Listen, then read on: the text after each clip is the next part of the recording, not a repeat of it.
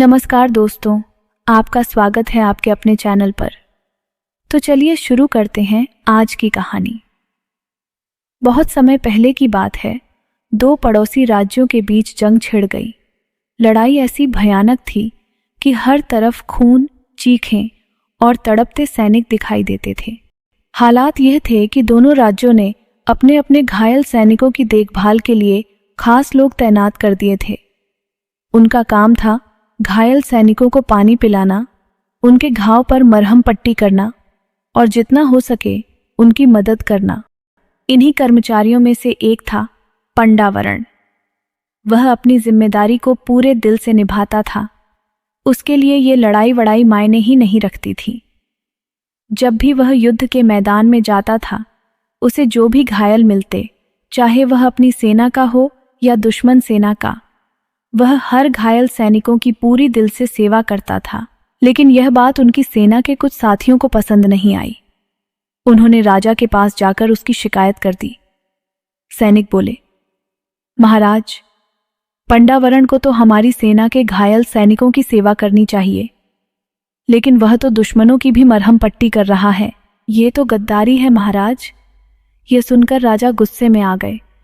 उन्होंने तुरंत पंडावरण को दरबार में बुलाया और पूछा, पंडावरण, तुम हमारी सेना के घायल सैनिकों की सेवा के लिए नियुक्त किए गए हो, लेकिन हमें शिकायत मिली है कि तुम दुश्मन सैनिकों की भी मदद करते हो।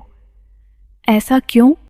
पंडावरण ने बड़ी ही शांत भाव से उत्तर दिया, महाराज, जब मैं युद्ध के मैदान में जाता हूं तो मुझे न दुश्मन दिखाई देते हैं और न दोस्त। मुझे सिर्फ दर्द से तड़पते इंसान नजर आते हैं। मेरे लिए सेवा करना सबसे बड़ा धर्म है।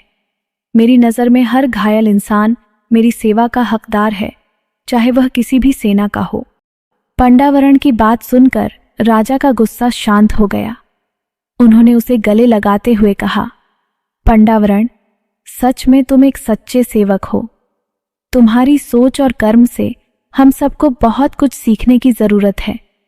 तुमने यह साबित कर दिया है कि सेवा किसी पक्षपात से परे होती है।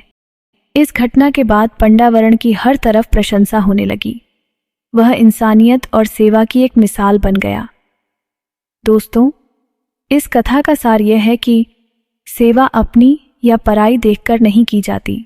जिस सेवा में पक्षपात हो वह सेवा नहीं होती। सेवा केवल मानवता के नाते करनी चाहिए, क्योंकि दर्द हर किसी के लिए एक जैसा होता है और करुणा हर दिल को छू जाती है। तो दोस्तों, कहानी कैसी लगी? कमेंट करके ज़रूर बताएं और चैनल को लाइक, शेयर और सब्सक्राइब करना न भूलें। धन्यवाद।